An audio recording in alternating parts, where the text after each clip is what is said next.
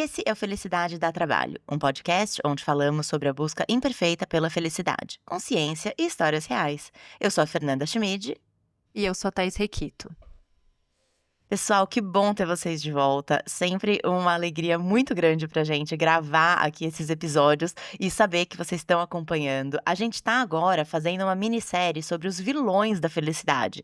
A gente já falou sobre a ansiedade, solidão, a tendência de acumular.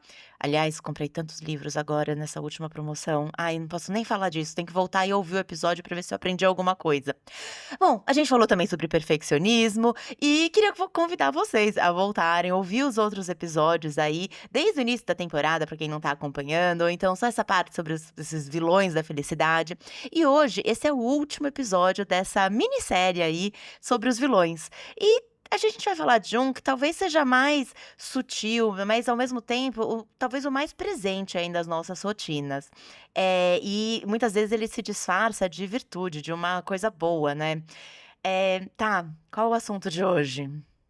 O assunto de hoje é um vilão que tem duas faces, digamos assim. A gente vai falar sobre 2 temas dentro de um tema, que tem a ver com surgem, né, eles nascem do mesmo lugar, que é o hiperindividualismo do mundo contemporâneo. Então essa sensação de que a gente é o dono do nosso próprio destino, de que a gente pode tudo o que a gente quer, traz, por um lado, o cansaço de ter que dar conta de absolutamente tudo o tempo todo, e, por outro lado, a angústia de poder escolher tudo, mas nunca ficar satisfeito, né. Então sempre milhões de escolhas e quanto mais escolhas a gente tem e opções a gente tem, mais a gente se sente aflito, ansioso para conseguir decidir qual é o melhor caminho e, por outro lado, a produtividade que a gente acha que, na verdade, está sendo produtivo, mas não está, como a gente vai desmantelar esse mito aqui, traz essa exaustão, essa sensação de que a gente nunca pode descansar, que a gente nunca pode parar. Essas 2 coisas, elas trazem sérias consequências pra gente, né, e elas surgem, como eu disse, dessa lógica de que você pode tudo, você deve tudo, você tem muitas opções, então, você pode todos os trabalhos que você quiser ou escolher qualquer caminho para sua vida. Isso traz essa sensação de a gente nunca estar realmente presente no que a gente está fazendo e desfrutando daqueles momentos, né. Tem uma história de uma pessoa que fez um curso de mindfulness que eu acho que reflete bastante essa lógica e como a gente vive de forma inconsciente tentando ser produtivo a todo custo, e essas escolhas que na verdade não nos dão tantas escolhas assim, né. Então, a história de um homem que tinha passado por uma cirurgia cardíaca, ele tinha várias questões relacionadas à saúde de maneira crônica, e quando ele se chegou ao curso de mindfulness, então indicado pelos médicos que o acompanhavam, ele vivia nesse estado de alerta constante. E aí ele conta essa história de que em uma das sessões, né, durante o curso de mindfulness, aprendendo a conhecer mais de perto os seus pensamentos, sentimentos, sensações físicas e tal, e até os condicionamentos que conduziam ele ao longo do dia, ele conta que se pegou às 11 horas da noite lavando o carro dele no meio da rua, porque estava ali na lista dele de tarefas daquele dia que ele tinha que cumprir com mais aquela atividade. E aí ele conta que foi a primeira vez que ele se deu conta de que ele estava fazendo uma coisa, né, por causa dessa performance ou desse senso de que a gente precisa estar o tempo todo sendo útil, e que estava impedindo, por exemplo, que ele estivesse desfrutando da família, do tempo com a família dele, ou até descansando, ou E fazendo alguma dormir, né, 11 dormindo, horas da fazendo alguma noite. coisa de autocuidado, né, ou absolutamente não fazendo nada. E essa história me marca muito, né, me marcou muito, porque muitos de nós vivemos assim, né, quando a gente está no automático e mobilizado por todos esses condicionamentos da sociedade, da gente internamente, a gente não para se perguntar, né, será que essas atividades que eu estou fazendo fazem sentido? Será que eu estou fazendo escolhas que realmente são boas para mim, para o meu bem-estar, para minha felicidade? E é sobre isso que a gente vai falar aqui hoje, né, Fê? Pois é. E você sabe que essa sobrecarga produtiva, né, assim, eu sou uma que gosto muito de uma lista de tarefas do dia, da semana, do mês, o que que eu vou atingir, o que que eu vou fazer. E isso, por um lado, pode fazer muito bem, a gente falou sobre num episódio sobre realização, sobre o poder que tem você conseguir fazer coisas, mas ao mesmo tempo, se você se deixa dominar, essa sobrecarga produtiva, ela vai te fazer mal, né, ela vai te fazer exatamente às 11 11 horas da noite tá ou lavando o carro, ou respondendo mais um e-mail, ou tentando organizar mais uma coisa para o dia seguinte. E porque a gente valoriza mesmo, né, esse excesso de performance, realização, etcétera, e não necessariamente dá a mesma atenção e carinho, né, pro nosso autocuidado, para às vezes pra saúde ou enfim, pra o se cuidar mesmo. E a gente vive muito sobre essa lógica, né, tipo, de que você pode tudo, você deve tudo, então você tem que ser a super mãe, a super profissional, conseguir estar linda, estar com a casa arrumada. Tem um meme, acho que é muito engraçado, mas que fala exatamente isso, né, assim, você tem que trabalhar como se você não tivesse filhos, você tem que cuidar dos filhos como se você, não trabalhasse, você tem que estar linda como se você não tivesse linda nem trabalhasse, e a sua casa tem que também parecer que você não tem filhos, né, tem que estar com tudo em ordem. E a gente tem essa, sei lá, essa mania talvez, ou essa vontade, essa ilusão de que a gente vai conseguir, controlar tudo e tá com tudo perfeito, e não é verdade, né. E eu acho que isso tem muito a ver tanto com esse ideal, né, que vem de fora da gente, que a gente muitas vezes se sente pressionado. A gente falou sobre o perfeccionismo no nosso último episódio e como essa impressão de que as outras pessoas esperam uma certa performance da gente também, pressiona a gente para chegar a um determinado lugar ou atingir determinadas metas. E isso impacta a nossa vida de muitas formas, né? E eu, pessoalmente, tenho refletido muito sobre isso nos últimos tempos. A gente já comentou aqui várias vezes, né, depois da maternidade, como as nossas escolhas foram mudando.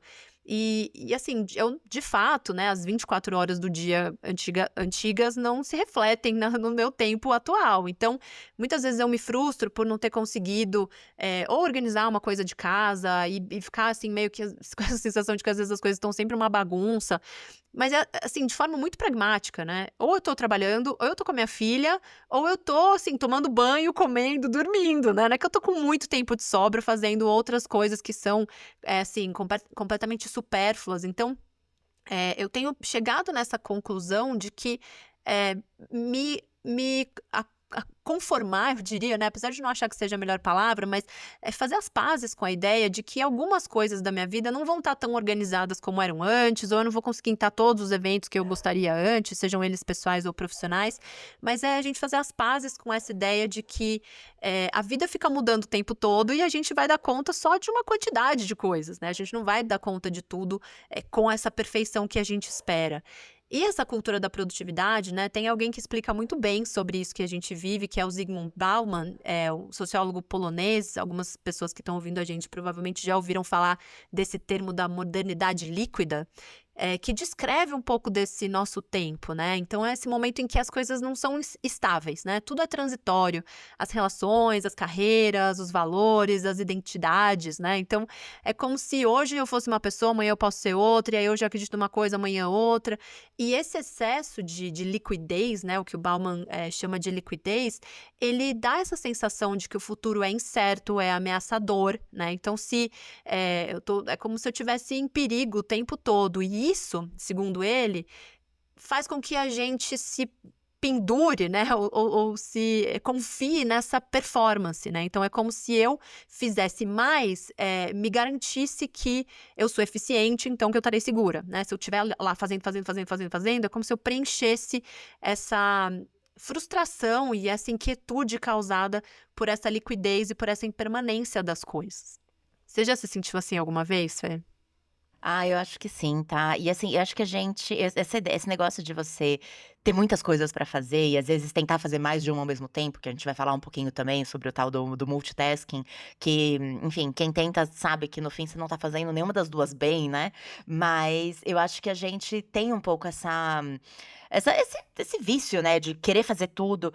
E o que acontece hoje em dia é que você são tantas coisas que você precisa fazer, é tanta opção também de como fazer, que a gente fica dá uma sobrecarga, né, dá um peso, assim, a mais em cima da gente. Muitas vezes autoimposto, sim, é verdade, mas porque é o que a gente enxerga ou imagina que é esperado da gente, né. E falta um pouco, talvez acho que é autocompaixão, a gente já falou bastante disso, mas de como que a gente se se mantém, né, se mantém, acho que a melhor palavra talvez seja sóbrio, né, mas diante de tudo que está acontecendo ao redor, toda a pressão, de tudo que a gente tem que ver, de tudo que a gente nossa, quantas séries tem na sua lista de coisas que você quer assistir, sabe, tudo que a gente precisa fazer, e a sensação é que a gente não vai dar conta mesmo. E como que a gente se cuida nessa hora, né?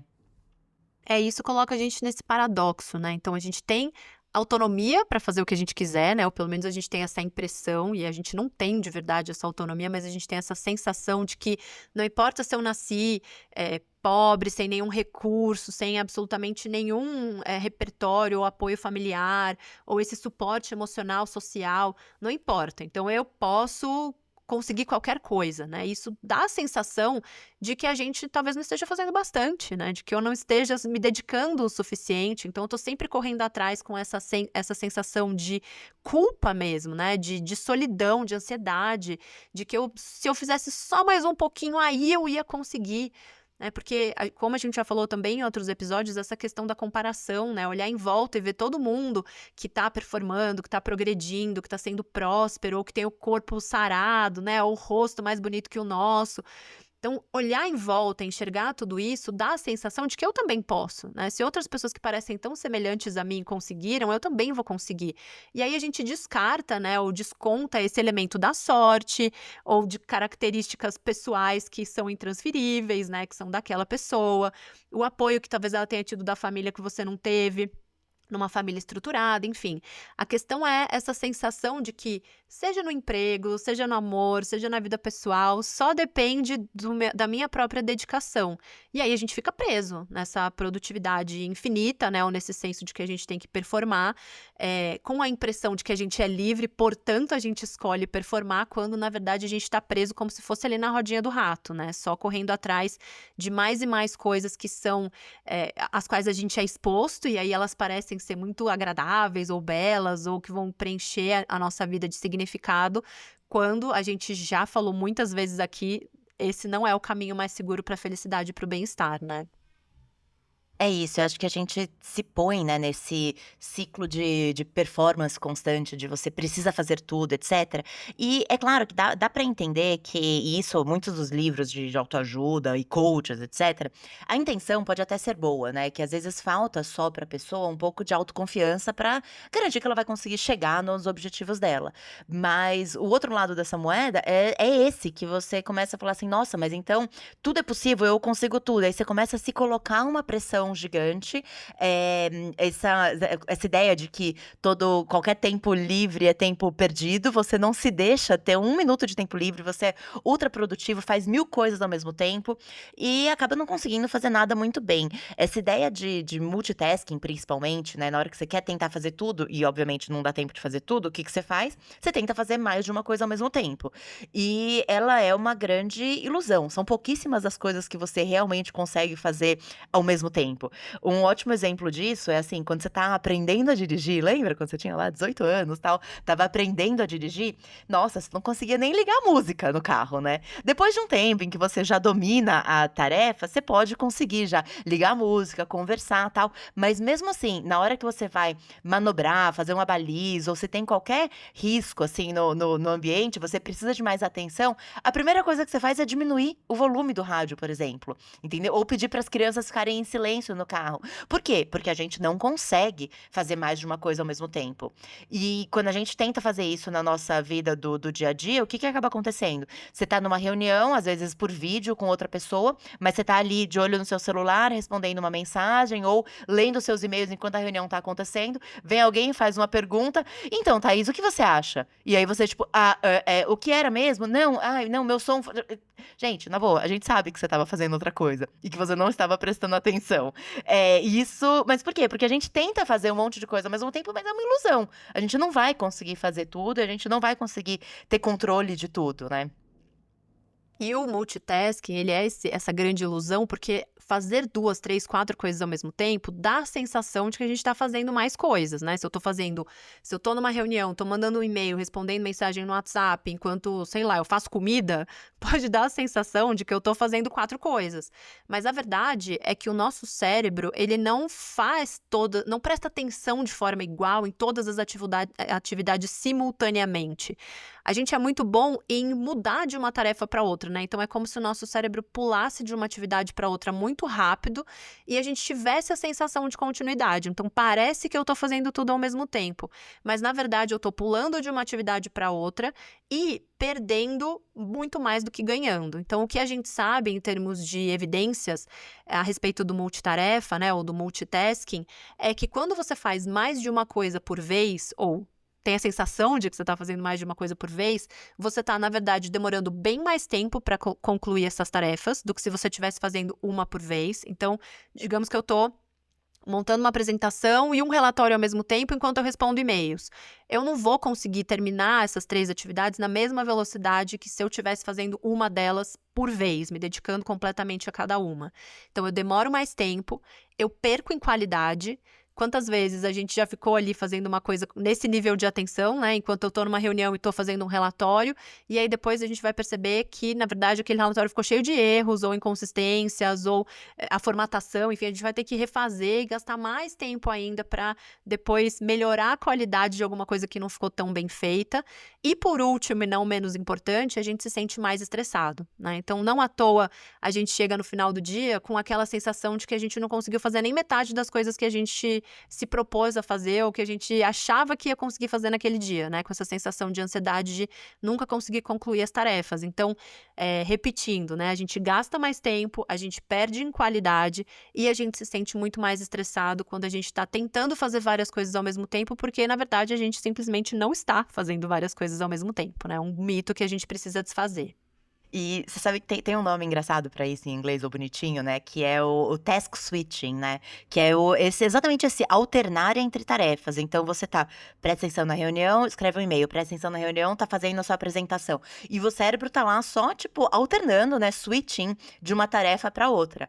E daí vem o tal do switch cost, que é justamente esse custo que você tem ao alternar de uma tarefa para outra, porque você perde velocidade, você perde precisão, o cérebro precisa meio que reorientar o foco, né? É como se você tivesse, sei lá, andando de bicicleta e você tá indo por um caminho e você, opa, vai um pouquinho pro outro lado, e depois vai um pouquinho pro outro lado. Ao invés de andar numa linha reta, você tá fazendo ali um zigue-zague e, obviamente, você tá gastando muito mais tempo para fazer isso. Cada interrupção, quando você pensa nas interrupções maiores, né? Então, assim, você tá lá, você finalmente conseguiu se concentrar em alguma coisa, e aí vem uma interrupção, seja uma mensagem de celular, um e-mail lá que faz um pop no seu computador. Cada interrupção dessa, você pode levar de 10 a 30 minutos para você voltar ao nível de concentração que você tava. Quer dizer, é um negócio, assim, realmente faz você gastar mais tempo e, voltando a olhar até pro nome aqui do nosso episódio, você tem a ilusão de que você tá controlando e fazendo várias coisas ao mesmo tempo, mas você não tá. Você tá, na verdade, perdendo mais tempo, né? Essa média é de 23 minutos. Você imagina? Você tá lá respondendo um e-mail, chega uma notificação, uma mensagem de WhatsApp, você olha e volta. A hipótese aqui, né, é que a gente gaste até 23 minutos, ou até meia hora, né, de 10 a 30 minutos, mas essa média de 23 para a gente voltar onde a gente estava em termos de concentração, né? Porque você começa a fazer uma coisa, por exemplo, a gente está aqui gravando e a gente vai entrando, conforme a gente vai falando, a gente vai entrando nesse fluxo de narrativa, né? Você vai trazendo uma informação, eu vou trazendo outra, mas se ao mesmo tempo eu estiver aqui mandando uma mensagem de trabalho ou preparando uma apresentação para uma reunião, quando você mandar a bola para mim aqui, eu não sei o que eu tô falando, né? Eu tô completamente perdida no tempo e no espaço. E a gente não tem essa impressão quando a gente está fazendo ali tarefas corriqueiras, porque elas parecem mais simples e a gente parece que a gente tem a sensação de que dá conta, mas na verdade funciona de uma forma muito parecida, né? A gente está num fluxo de concentração, então se eu estou escrevendo, seja um e-mail, né, ou uma apresentação, ou me preparando para alguma atividade, mas vamos usar aqui o e-mail como um exemplo, né? Eu estou escrevendo um e-mail importante, trazendo alguns dados para um cliente ou enfim, para o meu gestor, né, eu tô ali preparando todos os dados e daí cada vez que eu paro para dar só uma olhadinha numa mensagem que chegou e volto, eu tenho que reler o parágrafo anterior, me lembrar que informações eu já coloquei, resgatar ali para onde eu estava indo, né, reconstruir essa narrativa na minha cabeça. É um tempo muito grande que a gente leva para concluir aquela tarefa e que é completamente diferente do que a gente reservar um bloco de tempo e fazer aquela atividade do começo ao fim, né, em que a gente está ali concentrado, construindo aquela história, aquela narrativa, alimentando os dados ali na nossa cabeça e transmitindo aquilo por e-mail, né. Então, dá pra gente transportar isso para qualquer coisa do nosso dia a dia, né, e perceber o prejuízo que isso causa, seja no trabalho ou fora do trabalho, na nossa vida pessoal. Não, tem um negócio, às vezes você tá assistindo uma série com alguém do seu lado, então, assim, eu e meu marido, a gente tá parado na frente da televisão, assistindo alguma coisa, e aí chega uma mensagem ou alguma coisa no celular. Você tá assistindo a série, mas você já começa que você tá em multitelas, né, porque você tá assistindo a série, mas tá com o celular ali na mão. Chega uma mensagem, você vai e responde. Aí meu marido deu risada. Parei assim: "Opa, espera aí, perdi", porque eu já perdi aquela piada ou aquele momento engraçado da série. Aí eu pergunto assim: "O que que ele falou?" Aí ele: Não, espera aí, volta". Aí volta ali 15 segundos da série. "Espera aí, que você tá curtindo realmente o momento?" O simples fato de você, ao invés de estar imerso numa atividade que é pra ser prazerosa, que é assistir uma série, o simples fato de você estar com o celular respondendo mensagem, etcétera, já mostra que você perde o momento, né, você perde o timing ali. E por quê? Porque você acha que você tá fazendo várias coisas ao mesmo tempo e você não tá. Às vezes você precisa literalmente voltar 15, 30 segundos, 1 minuto da série, e isso porque série ainda é uma coisa que a gente consegue assistir com bastante, a gente acaba ficando mais é mais fácil você ficar mais imerso, né. Imagina se você tá vendo alguma coisa mais de trabalho, mais lendo um livro, uma coisa mais técnica, um paper se você, tá no mundo acadêmico, você tá lendo um paper. Nossa, qualquer coisinha ali você perdeu o foco, né. Não, e isso para as atividades que a gente consegue voltar, né, tem coisas que a gente consegue voltar. Tô lendo uma página de um livro, eu vou perder mais tempo se eu voltar e começar a ler a página inteira? Sim, mas tem coisas na nossa vida que não voltam, né, a série dá lá para você voltar os 10 segundos, assistir e dar risada, mas um momento ali, seja um momento importante em que te passa uma informação importante numa reunião com um cliente, que você perdeu aquela informação e você vai deixar de colocar aquilo no projeto que você vai apresentar, ou seu filho te contando uma coisa interessante que aconteceu, ou até poder assistir o seu filho fazendo uma coisa. Eu tô me lembrando de uma conversa que a gente teve outro dia com uma das nossas convidadas maravilhosas dos episódios que vão ao ar a partir de agosto, viu, pessoal? Fazendo um parênteses aqui, a gente vem em breve aqui com episódios maravilhosos com convidados em vídeo. E aí uma dessas convidadas contou pra gente de um momento em que estava lá, o filho estava passando por uma dificuldade, e ela estava ali: "Será que eu vou interferir ou não?" E aí, de repente, o filho foi lá e conseguiu resolver sozinho, e ela estava muito presente naquela situação e desfrutou, né, de muita felicidade, de um orgulho, de uma alegria imensa de ver o filho conseguir se resolver.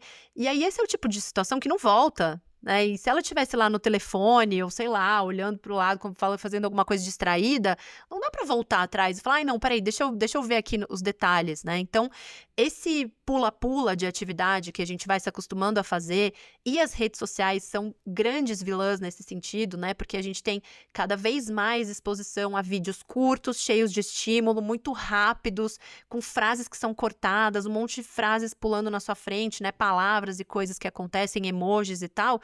Isso tem um custo muito importante atencional, né. Tem uma grande estudiosa da atenção, a Gloria Mark, que ela, até publicou um livro que chama Attention Span. Eu vou ficar devendo aqui agora, mas depois eu coloco lá na descrição do episódio se já foi publicado em português e como ele chama. Mas ela monitora já há décadas a atenção em frente às telas e ela vai percebendo como é que isso se atualiza ano a ano, né. E ela estima que a gente que a gente consegue focar a nossa atenção em média 47 segundos enquanto a gente está fazendo uma atividade. Né, e tem outros, algum tempo atrás, né, começaram a surgir uns memes de que a gente tem a memória mais, curta, né, ou a memória não, desculpem, a qualidade de atenção, né, a capacidade de atenção mais curta do que um peixe, porque chegaram a dizer que eram 27 segundos, né, o tempo em que a gente olha para um vídeo e decide se a gente vai continuar engajando com ele ou não, e aí a gente não consegue prestar atenção, a gente tá prestando atenção e de repente a gente pula, a atenção já tá em outro lugar e de novo, né, se é um vídeo da internet, eu posso voltar e assistir de novo, mas quando alguém me fala uma coisa importante, né, seja uma interação pessoal ou profissional, o prejuízo que a gente carrega para nossa vida, né. Não, e aí você perde, né, você perde o momento, às vezes é uma risada ou uma careta engraçada do seu filho, ou numa reunião quando a gente fala já começa mal, porque muita gente nem abre o vídeo nas reuniões, né, então já começa difícil por isso. Mas muitas vezes você tá numa reunião, o simples fato de você estar olhando para o rosto da outra pessoa, por mais que não seja diretamente, seja através de uma câmera, você capta, até de forma inconsciente, 1 milhão de sinais sobre aquilo que a pessoa tá realmente pensando ou realmente tá transmitindo, coisa que, por exemplo, se você tem alguém, uma inteligência artificial transcrevendo a sua reunião ou fazendo lá um note taker, né, ele não capta. Então, assim, se você tá realmente, ao invés de estar olhando para baixo ou ao invés de estar olhando para o celular ou fazendo qualquer outra coisa, se você tá olhando para essa outra pessoa, você consegue captar se aquilo que ela tá falando é realmente, genuíno, se tem alguma coisa que ela tá segurando, você consegue ver isso nas expressões faciais e você percebe isso de forma consciente e inconsciente também. E você sabe: tem alguma coisa errada, ela não gostou daquilo, posso investigar". Isso vale para um cliente, vale para o seu chefe, vale para um funcionário, mas isso é realmente o estar presente, né, e você não tá com a sua atenção em outro lugar, você tá concentrado naquilo que você tá fazendo. E quando a gente fala que isso vem da necessidade de performar, né, então a gente fica lá pulando de atividade em atividade, tentando fazer várias coisas ao mesmo tempo, com essa intenção de ser mais produtivo, né, de entregar mais no fim do dia, pasmem aqui, né, se você nunca ouviu esse dado, você vai ficar impactado, de que a nossa produtividade, ela é bem menor do que a gente imagina, né. A gente acha que se a gente trabalhar 10, 12, 14 horas por dia, nossa, a gente vai entregar muito. Mas a verdade é que a gente está sendo produtivo de verdade cerca de 2 horas e 23 minutos por dia, né. De todas essas horas que a gente trabalha, especialmente quem faz longas horas, né, e, "Poxa, se eu ficar trabalhando mais tarde hoje, vou dar um gás aqui".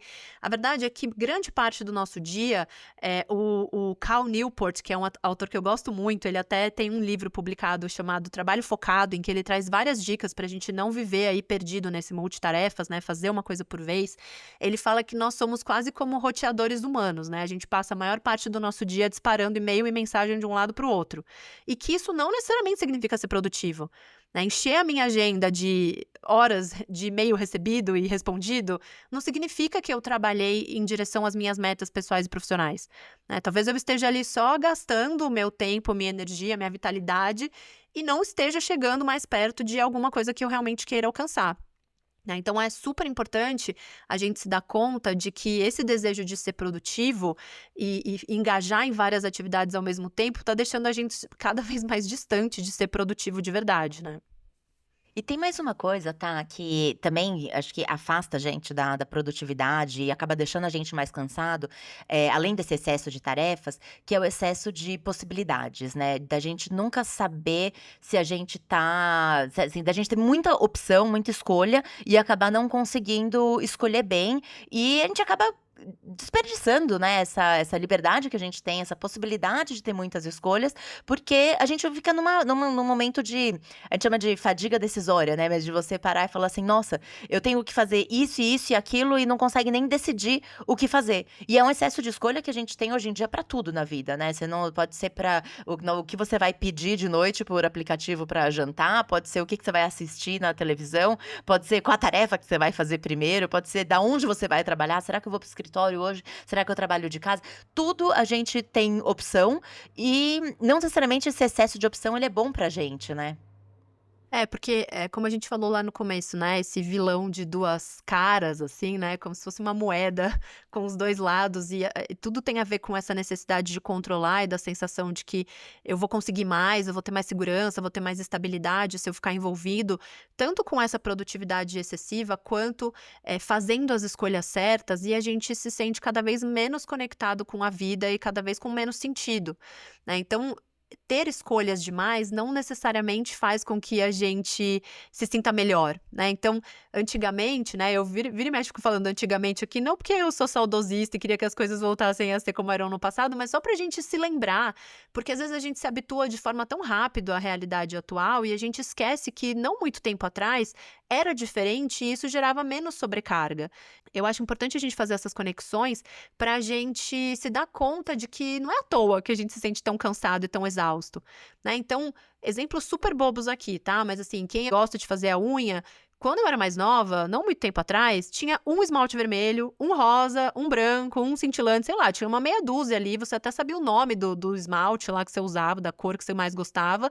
Hoje em dia, se eu sento num salão pra fazer a unha e a mulher me fala: "Ai, pode escolher", tem uma parede com 80 prateleiras, com opções de cores de esmalte, só o nude, que é o que eu mais uso, deve ter, sei lá, uns 40.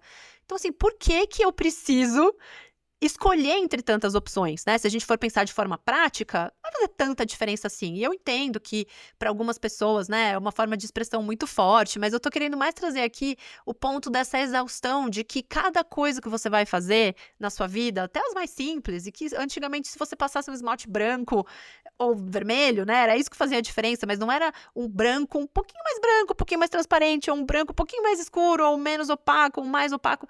Enfim, e aí disso, né, traduzindo isso para o nosso dia a dia, quantas vezes a gente passa mais tempo escolhendo o filme que a gente vai assistir do que quase propriamente assistindo o filme, né, porque são tantas opções, ou a gente fica ali naquele diálogo interno, né, eu tô num emprego CLT, mas tá todo mundo empreendendo, e empreender é uma possibilidade, talvez isso vá me trazer mais prosperidade, mais autonomia, mais liberdade. E aí, mas se eu empreender, eu vou querer ser um influencer ou eu vou ser. Então a gente tem tantas e tantas e tantas e tantas opções, né, das menores, mais simples e corriqueiras até as mais complexas e que realmente envolvem a nossa vida de forma mais, profunda, que é como se a gente passasse o dia inteiro com esse medo de nunca fazer a escolha certa, né, de que essa liberdade excessiva, né, ou esse excesso de opções, só levasse a gente para um lugar de ainda mais exaustão em que a gente tem sempre a sensação de que se a gente tivesse feito uma outra escolha, tivesse dado um passo um pouquinho mais para a direita, isso teria feito a diferença para uma vida mais feliz e com mais significado. É isso. Você sabe que tem um livro que chama O Paradoxo da Escolha, do Barry Schwartz, e ele traz algumas coisas bem interessantes, falando sobre como esse excesso de opções leva a gente à insatisfação crônica, né, a você realmente não conseguir ficar feliz. Porque antes você ia numa loja, sei lá, e ele dá o exemplo de calça jeans, né, você ia numa loja e você comprava, você podia escolher a calça jeans clara ou a escura.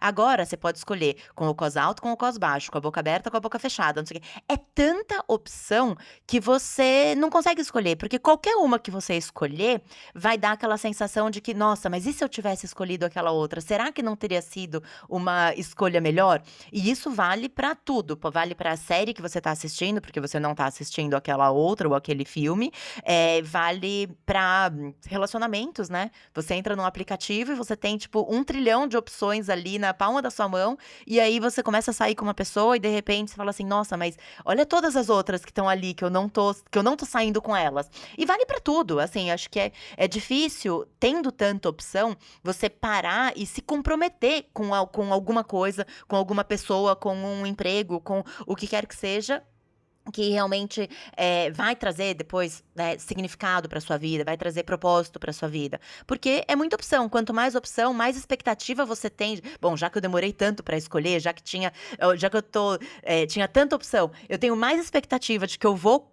ter mais felicidade mas isso acaba trazendo mais medo de errar, mais dúvida sobre se eu acabei tomando a decisão certa e mais insatisfação crônica, né, porque afinal de contas, se eu tivesse usado aquele outro esmalte, talvez eu estivesse mais feliz hoje, se eu tivesse assistido aquela outra série, eu poderia comentar com essas pessoas. Sempre vai ter um "se", né, sempre vai ter, uma outra opção. E esse excesso de escolhas, ele traz justamente a infelicidade por conta dessa dúvida, né.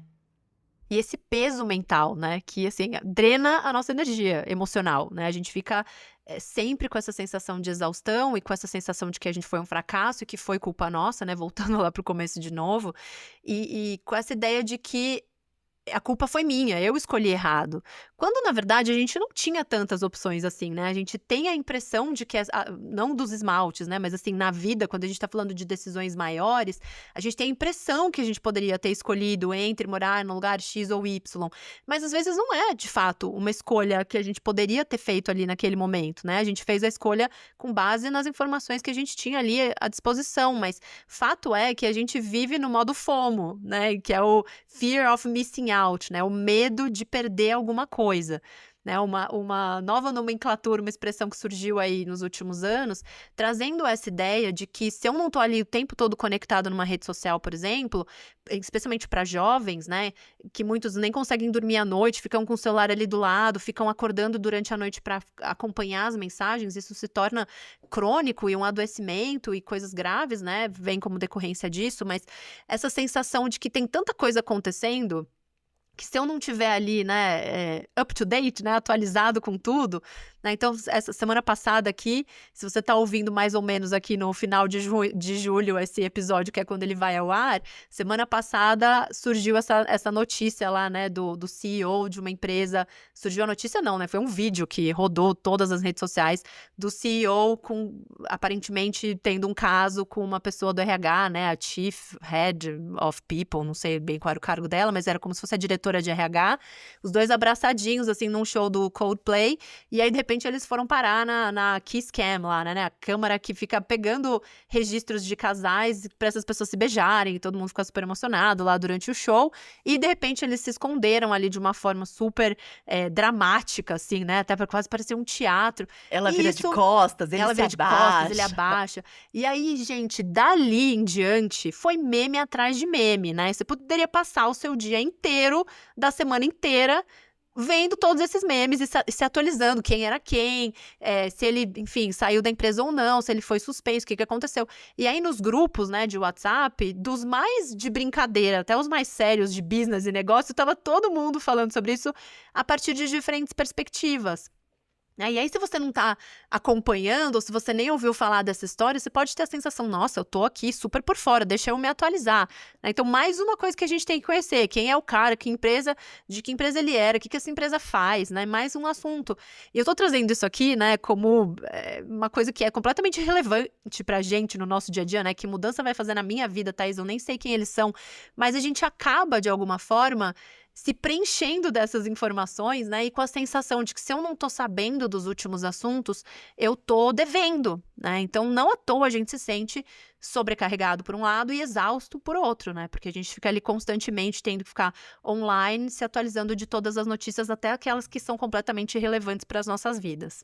É isso, e assim, pode parecer que a gente tá falando de coisas diferentes, mas no fundo, a multitarefa e essa fadiga da escolha, esse excesso de escolha e esse medo de perder o que tá acontecendo no mundo, no que alguém falou naquele evento, ou qual que é o meme da semana, tudo isso, eles vêm, né, eles nascem de um mesmo gatilho, que é esse medo da gente tá perdendo algo, de não tá conseguindo fazer, dessa insegurança, dessa tentativa de ter controle sobre a vida e que é uma ilusão, né, que a gente não vai ter controle. E tudo isso acaba sendo, paralisante também pra gente, né, cada coisa que você fala sim, você significa que você tá fazendo não para os outros, e vem essa insegurança, esse medo. Então cada hora parece que a gente tá pior nesse sentido, né, parece que a gente tá cada vez mais, inseguro e cada vez mais tentando ter controle, o que gera um ciclo aí que quanto mais você tenta, pior fica, né, quanto mais você tenta saber de tudo, fazer todos os cursos, estar por dentro de tudo e ir em todos os eventos, mais você se sente fracassado de que você não tá conseguindo fazer tudo, né. E essa pressão por performance, né, eu vou trazer aqui um caso que é extremamente triste, né, hoje é dia 21 de julho, o dia que a gente tá gravando esse episódio, ele vai ao ar amanhã, terça-feira, e ontem, domingo, infelizmente a Preta Gil faleceu, né, depois de uma luta aí, uma batalha contra o câncer. Eu não sei ainda os detalhes, o que aconteceu na piora do quadro dela nesses últimos dias, mas eu fiquei sabendo da notícia porque alguém colocou no grupo da família um link para essa notícia de que ela tinha morrido. Cliquei nessa matéria para ver o que tinha acontecido. E fazia, assim, cerca de 30 minutos, pelo que eu entendi, que essa notícia tinha se tornado pública. E nesse meio tempo, o meu feed só tinha mensagens de pessoas falando da Preta. E é claro, gente, ela é uma mulher forte, né, que representa muito esse símbolo da vida, da festa, de uma vida com sentido mesmo, né, cheia de amigos. O pouco que eu sei da vida dela, né, por ela, enfim, ser uma celebridade que tem muitos bons amigos, né, ao que parece, pessoas que adoram ela e tal. E que bom, né, e eu sei do desejo de a gente homenagear uma pessoa que a gente ama, deixar ali claro, né, o nosso amor, o nosso respeito, o quanto a gente espera, que ela receba, seja onde ela estiver, esse amor. Eu fiquei impressionada com a quantidade de pessoas escrevendo a respeito disso, como se elas precisassem ter ido até uma rede social para expressar ou manifestar de alguma forma o seu afeto ou a sua dor. E isso me impacta muito, porque eu já perdi algumas pessoas importantes na minha vida, né, os avós, eu perdi 2 pais, uma tia, e foram momentos profundamente tristes em que, assim, a última coisa que passava pela minha cabeça era estar numa rede social falando abertamente sobre isso. E de novo, eu não tô falando isso como uma crítica à escolha individual e pessoal de fazer a homenagem que julgar, que faz mais sentido. Eu tô falando sobre essa necessidade de a gente ter uma entrega em qualquer coisa que acontece, né. Então você acaba de perder um amigo, ou um ídolo, ou um parente, e essa pessoa representa muito pra você e tá doendo, né, você tá, assim, elaborando aquele luto, lidando com aquela dor, com aquela sensação, e aí você não pode se permitir ficar ali em silêncio no seu quarto, chorando no escuro. Você tem que pegar uma foto, ir lá na sua galeria, escolher uma foto bonita dessa pessoa, ou fazer um carrossel com várias fotos e vídeos, escrever um textão, ir lá no Instagram, publicamente manifestar esse seu sentimento, né. E isso me fez, assim, pensar muito sobre a sociedade em que a gente vive, né, em que mostrar ali, ter essa performance pública, né, é quase que esperado, né. E mesmo as pessoas que são amigas, né, hoje de manhã eu vi um post de uma amiga dela, a Fernanda Paes Leme, falando: "Gente, agradeço por todos os convites para entrar em programas ao vivo, mas eu não consigo". E eu acho que respeitar esse momento, né, de sofrimento, sem que a gente precise ter, assim, de forma alguma relacionar com performance ou produtividade, né, mas dá a impressão, por toda a pressão da sociedade, a forma como a gente aprendeu a se relacionar com as redes sociais, que tudo é público na nossa vida hoje em dia, que mesmo quando a gente está lá dilacerado, né, num momento dificílimo da nossa vida, a gente ainda precisa encontrar uma forma de falar publicamente sobre isso, porque estão lá esperando que a gente produza e performe, né. Então isso é muito difícil e eu acho que é uma reflexão para a gente trazer para nossa vida mesmo, né, do quanto isso nos impede de viver ali a emoção, o sentimento de forma plena e completa, e também coloca a gente nesse lugar de: "Eu preciso fazer alguma coisa com isso", né, então vão me cobrar, vão me exigir, se eu não falar nada, o que que vão pensar, que eu não gostava dela o bastante, né, vai saber o que que depois essas pessoas vão escutar, dos seus seguidores e tudo mais, né. Então eu acho que vale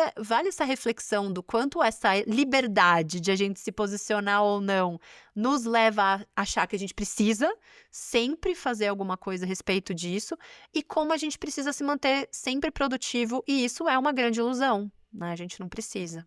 Nossa, tá, esse é um assunto que eu acho que vale talvez até um episódio inteiro, sobre imagem pessoal nas redes sociais e o quanto, às vezes, a gente precisa fazer ou não pode fazer algumas coisas simplesmente porque tá tudo público, né, tudo precisa ser público, tudo precisa ser exposto. Mas, falando de multitasking, falando de excesso de escolha, tem algumas coisas que a gente pode fazer para conseguir melhorar, né, não necessariamente tudo isso, a gente sabe que isso é um problema hoje na nossa vida, mas não necessariamente isso não pode ser curado, né. Acho que tem algumas dicas que são super, super importantes, assim, que a gente queria compartilhar com vocês, pra ajudar a reduzir tanto esse custo de alternar entre tarefas, quanto esse excesso de escolhas e o quanto ela pode fazer mal pra gente. E uma delas é uma técnica que tem um nome engraçado, que ela usa o nome da técnica é técnica Pomodoro. Pomodoro, pra quem não sabe, todo mundo conhece o molho, né, pomodoro, mas pra quem não sabe, a palavra vem do italiano e significa tomate. E o nome dessa técnica vem de um alarme que tinha o formato de tomate que tinha lá na casa do italiano, né, Francesco Cirillo, que criou essa técnica. O que que é? Esse alarme, ele é um alarme desses de cozinha, né, mas que era ele tinha, 25 ele colocava esse alarme para 25 minutos, e era o tempo que ele precisava para se concentrar totalmente em algumas tarefas. Então, qual que é como que você traduz isso para o seu dia a dia hoje? Precisa fazer alguma coisa? Pega 25 minutos, coloca lá um despertador para dali a 25 minutos e durante esses 25 minutos, desliga tudo que não seja ligado a essa tarefa específica. Então, se você está se concentrando para, seja escrever uma tese de mestrado, seja ler um livro, seja o que quer que seja, durante 25 minutos você vai fazer só aquilo. São blocos curtos de foco total e depois de 25 minutos você para, faz 5 minutos ali de pausa, tal, né, recarrega a energia, bebe um copo d'água, vai no banheiro, etc, e depois se concentra de novo por mais 25 minutos. Ela é uma técnica aí final dos anos 80, mas que até hoje ela é bem conhecida, e eu não sei se existe um fundamento científico, se 25 minutos é o tempo ideal, talvez seja 30, talvez seja 20, mas ele usou esse bloco de 25 minutos, mas porque ele percebeu que o simples fato de você até saber que essa pausa vai acabar, né, que esse momento ali ele vai acabar e vai ter uma pausa, te ajuda a te deixar mais concentrado. Então é simples, escolhe uma tarefa, programa ali um despertador para dali a 25 minutos, trabalha focado até esse timer disparar, faz uma pausa e depois que você fizer uns 4 blocos desse, né, de tarefa, pausa, aí você faz uma pausa maior de 15, 30 minutos. Por quê? Porque você tá, com isso você acaba gerindo melhor a sua atenção. Você limita o período em que você precisa ficar focado, então você sabe que são só 25 minutos, você não sobrecarrega ali o seu emocional de falar assim: "Nossa, agora eu vou entrar nisso e vou precisar ficar 2 horas fazendo", não, você sabe que é por pouco tempo, isso te ajuda a se concentrar e reduz essa tentação de olhar o celular, porque afinal de contas, tudo bem se você ficar sabendo do que aconteceu daqui a 25 minutos, você não precisa ficar sabendo de tudo ali na mesma hora, né. Então essa é uma técnica muito legal, eu uso bastante quando eu preciso me concentrar em alguma coisa.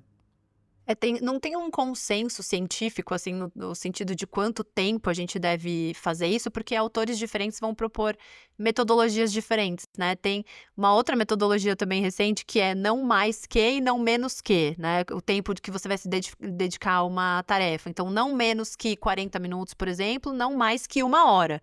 Então esse é o bloco de tempo que eu vou me dedicar, exclusivamente àquela tarefa. O que a gente sabe com certeza é que as pausas fazem muita diferença, né. Então quando a gente fica trabalhando um tempo muito longo, seja pulando de uma reunião para outra ou numa tarefa de uma maneira prolongada, a gente acumula o estresse ali do dia a dia e lá no final do dia a gente vai terminar muito mais, exausto do que se a gente tivesse feito pequenas pausas, né. Então, tem um estudo da Microsoft, a gente já comentou aqui também outras vezes, para quem não conhece vale a pena pesquisar, é do laboratório deles, eles publicam algumas pesquisas de tempos em tempos, e essa eles fizeram durante a pandemia, para perceber o que acontecia com o cérebro das pessoas se elas ficassem ali pulando de reunião em reunião, quando a gente só fazia reuniões online durante a pandemia, para quem estava trabalhando em casa.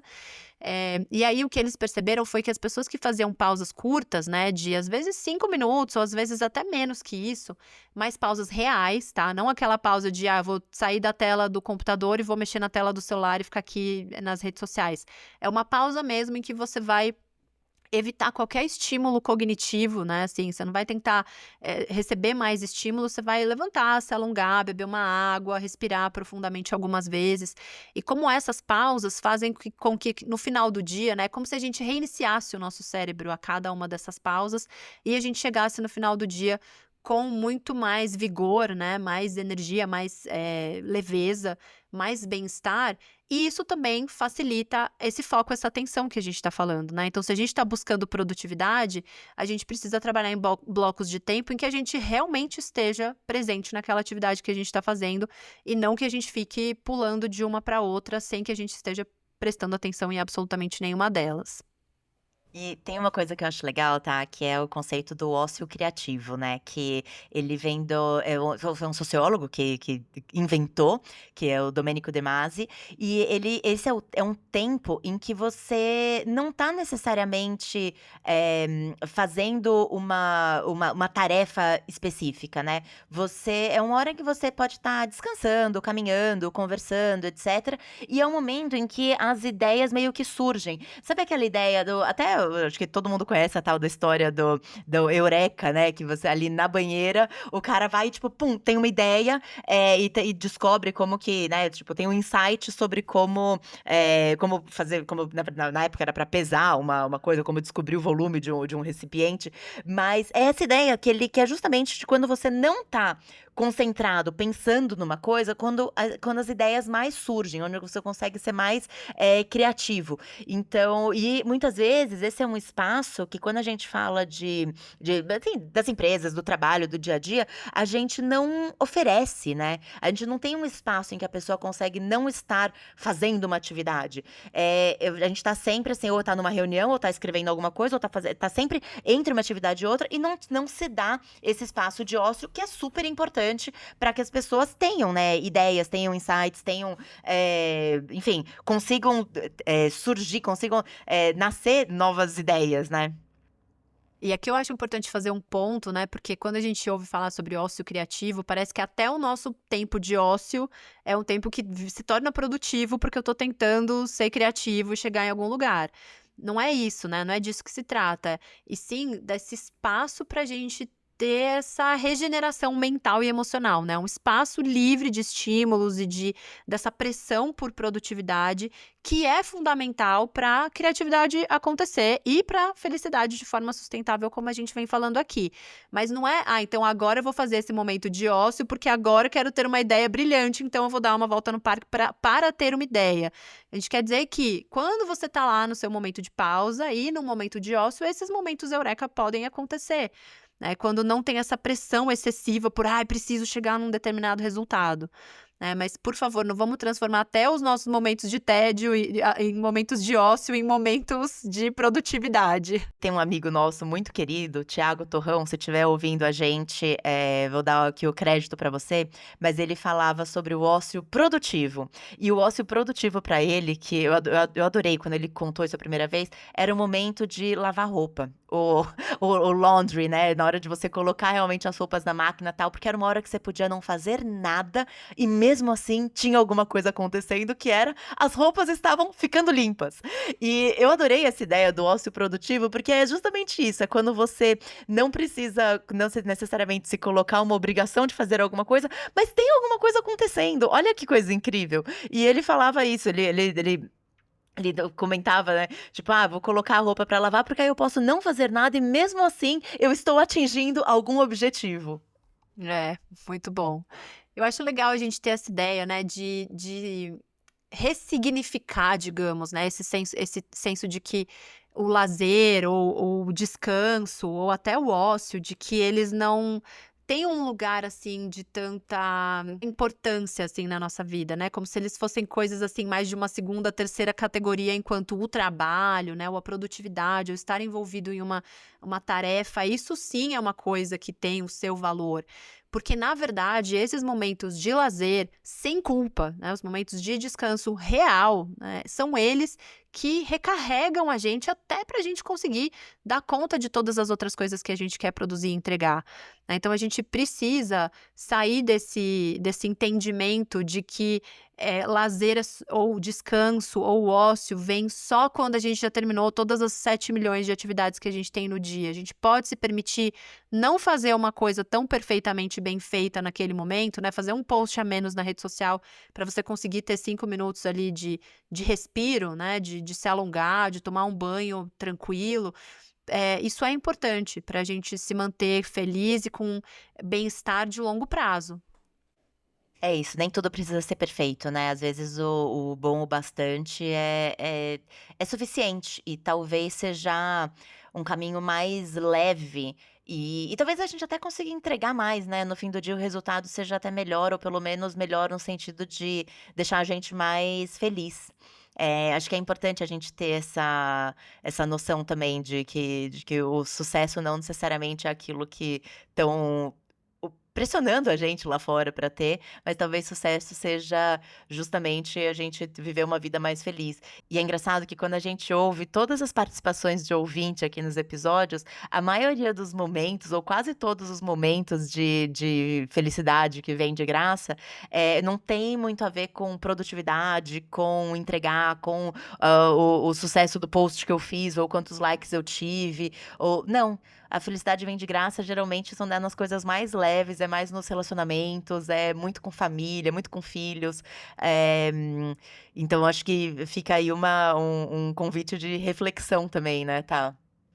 É, de qual pequena decisão você podia simplificar hoje para abrir espaço para esse tipo de ócio criativo sem a necessidade de ser produtivo, né, esse ócio do lazer, do descanso, de você realmente se nutrir daquilo de bom que a vida também tem para oferecer quando a gente para e simplesmente é, né, sem que a gente fique ali naquela necessidade constante de produtividade. Acho que é uma boa, deixa aqui para a gente escutar então o áudio dessa semana de uma pessoa contando uma história de quando a felicidade não deu trabalho, quando a felicidade veio de graça. Vamos ouvir.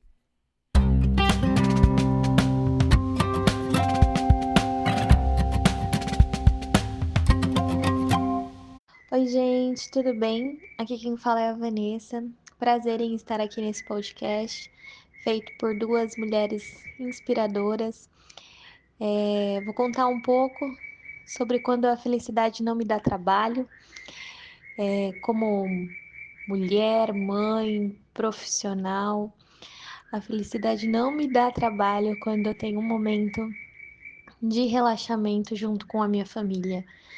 Quando meu marido faz uma janta gostosa, afetiva, quando a gente senta no tapetinho do meu filho de 3 meses, junto com o meu outro filho de 5 anos, e a gente come essa comida tão gostosa, feita com tanto amor, e contamos coisas do nosso dia a dia, damos gargalhadas juntos, e quando eu consigo perceber que esse é um momento de felicidade genuína entre quem eu mais amo na vida. Então, por mais que às vezes a gente também tenha momentos de felicidade, é necessário que a gente tenha ouvidos de ouvir e olhos de ver que esse sim é um momento de felicidade. Então, eu fico muito feliz também quando eu consigo ter essa clareza. E esses são momentos em que eu realmente fico muito feliz e não me dá nadinha de trabalho.